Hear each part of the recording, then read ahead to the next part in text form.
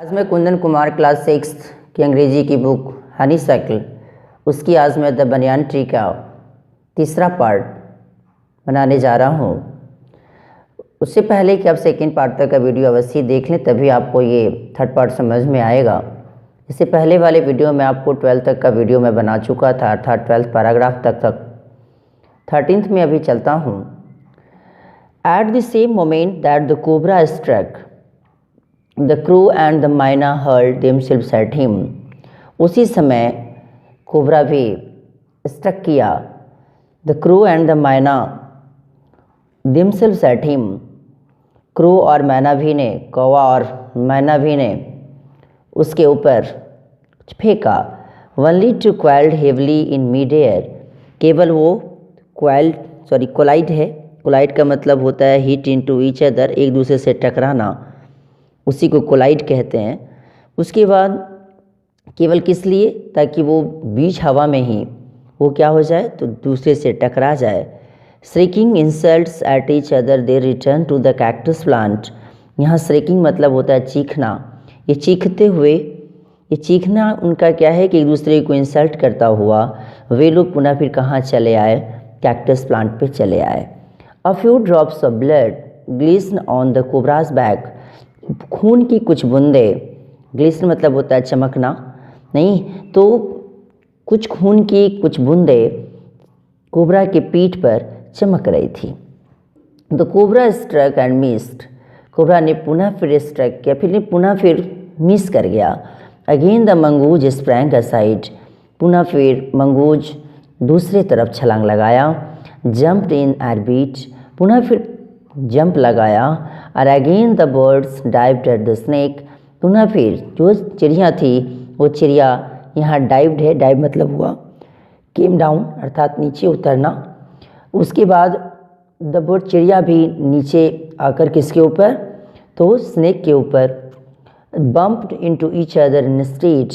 Bumped मतलब होता है कोलाइडेड, पुनः फिर एक दूसरे से वो फिर टकराने के बजाय। And return shrieking to the safety of cactus. वो लोग पुनः फिर श्रीकिंग करता हुआ, चीखता हुआ फिर कहाँ चले आए, कैक्टस पर पुनः आकर बैठ गया। इसी की जस्ट नेक्स्ट पेज पे चलता हूँ। The third round followed the same course as the first but with one dramatic difference. अब तीसरा राउंड पुनः फिर शुरू हुआ, लेकिन वही उसी तरीका से, द सेम कोर्स मतलब यहाँ पैटर्न या तरीका होगा, उसी तरीका से जैसा पहले हुआ, लेकिन वन ड्रामेटिक डिफरेंस, लेकिन इसमें कुछ नाटकीय कुछ डिफरेंस था। The crew and the myna still determined to take part in the proceedings. लेकिन अभी तक कौवा और मैना अभी तक वो बिल्कुल डिटरमाइंड थे, अभी तक बिल्कुल दृढ़ थे कि to take part in the proceedings, कि ताकि उस क्या ले सके, वो एक अपना हिस्सा इस घटना चक्र में ले सके। प्रोडिंग्स मतलब होता है घटना चक्र अर्थात happening. Dived at the cobra. पुनः फिर वो कोबरा पर वो आता हुआ। But this time they missed each other as well as their mark. लेकिन इस समय वे लोग पुनः फिर मिस कर गए, ऐसे कि जो उन लोगों का अपनी निशान थी, जो अपना टारगेट था मार्क, उन लोगों को पुनः फिर वो चूक गए। द माइना flu on and reached it's perch. माइना पुनः फिर उड़ता हुआ और उसी के समीप पहुंचा जो उसका पर्च था। पर्च मतलब क्या होता है कि the resting place of a bird, उसी को पर्च करते हैं, अर्थात क्या कि एक स्थान जहाँ पे जाके चिड़िया स्थिर हो गई। और पुनः फिर वो अपने उड़ती हुई पुनः फिर उसी जगह पहुँच गई जहाँ वो बैठी थी। But the crew tried to pull up in mid air. लेकिन क्रू अभी भी अपने आप को रुका रहा वही हवा में ही। एंड टर्न बैक, पुनः फिर मुड़ा। In the second that it took the bird to do this the cobra whipped his head back and struck with great force. उसके बाद दूसरे तरफ जब दूसरे में पुनः फिर उसने क्या लिया कि यह टुक द बर्ड, उसने बर्ड को लिया, to do this the cobra whipped his head back. पुनः फिर कोबरा ने भी फिर अपने चेहरे को, फिर अपने हेड को पुनः थोड़ा सा मोड़ा और एंड स्ट्रक विथ ग्रेट, पुनः फिर स्ट्रक किया पूरी ग्रेट फोर्स के साथ। He snout threading against the crow's body. और उसके बाद उसकी जो स्नाउट, जो उसकी थुथना था, the nose of an mouth of an animal, उसी को हम स्नाउट कहते हैं। थ्रेडिंग मतलब होता है स्ट्राइकिंग या टकराना। अगेंस्ट द क्रोज बॉडी, पुनः फिर वो उसकी जो कौवा की बॉडी थी उससे जाके पुनः फिर टकरा गई। और I saw the bird flung nearly 20 feet across the garden, मैंने बर्ड को क्या उड़ता हुआ लगभग कितना दूर तक देखा, लगभग 20 feet गार्डन तक मैंने उसे जाता हुआ देखा। It fluttered about for a while, fluttered मतलब होता है मूव द विंग्स अर्थात फरफराना, उसने लगभग बहुत देरों तक पंख फरफराता रहा। देन ले स्टिल, उसके बाद फिर जाके वे स्थिर हुआ। द माइना remained on the cactus plant, अभी भी माइना उस कैक्टस प्लांट पर ही रुकी हुई थी। एंड वेन उसी अब जब उसके बाद अले पुनः आगे वाले पेज पे चलता हूँ। Snake and the mongoose return to the fight, पुनः फिर स्नेक और मंगूज निवला पुनः फिर लड़ाई करने के लिए पुनः आ गया। Very wisely decided not to interfere, इस कारण बहुत बुद्धिमता से ये निर्णय लेता हुआ कि उसे पुनः फिर कोई दखल न दे। इस कारण the cobra was weakening, cobra धीरे धीरे कमज़ोर होते जा रहा था, वीकनिंग मतलब कमज़ोर होना। And the mongoose working fearlessly up to it, mongoose धीरे धीरे उसकी तरफ बिल्कुल फेयरलेसली बगैर डरा हुआ उसके ऊपर अटैक करता हुआ। रेज्ड हिमसेल्फ, पुनः फिर अपने आप को उठा। ऑन हिज शॉर्ट लेग्स, अपने छोटे छोटे पैर पर।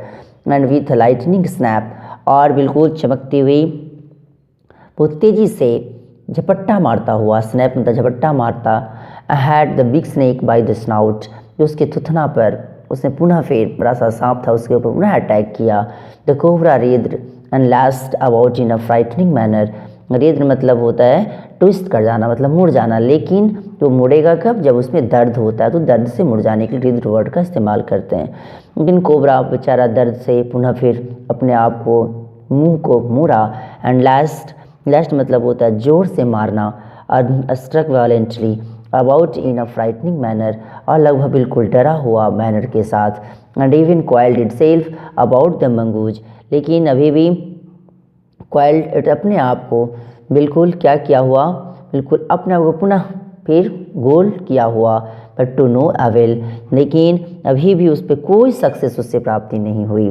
किसकी तरफ उन्होंने किया, अपने आप को मंगूज की तरफ, लेकिन उसको कोई सफलता नहीं मिली। The little fellow hung grimly on, hung मतलब वो लटकी हुई, ग्रीमली मतलब कठोरता से।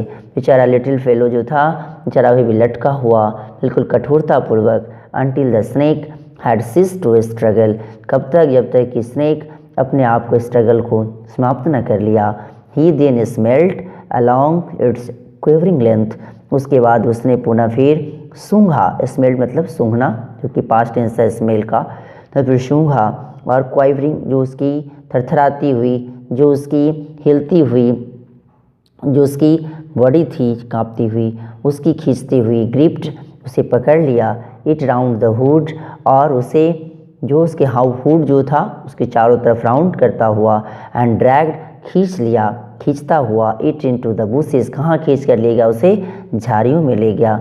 द माइना ड्रॉप्ड कर्टियसली टू द ग्राउंड, पुनः फिर मैना पुनः फिर नीचे उतरी बड़ी सावधानी पूर्वक ग्राउंड पर। हो हॉप्ड अबाउट, उसके चारों तरफ आसपास फुदकती हुई। हॉप मतलब हॉप से बना है हॉप्ड, उसकी हॉप मतलब होता है उछलना कूदना। तो पियर्ड, बिल्कुल पियर्ड मतलब भी होता है देखना। इनटू द बुशेस, बुशेस की तरफ फ्रॉम अ सेफ डिस्टेंस, बिल्कुल एक सही दूरी से ताकि उसे भी डर था। एंड देन उसके बाद with a Srila cry of congratulation flu away, और उसके बाद अपनी तेज़ आवाज़ से, तो तेज़ जो उसकी मैना की आवाज़ थी उससे तेज़ी से बोलते हुए लगा कि उसे वो कंग्रेचुलेशन दे रहा, अर्थात उसे बधाई दे रहा हो। और वहाँ से फ्लू अवे, वहाँ से वो पुनः फिर उड़ गई।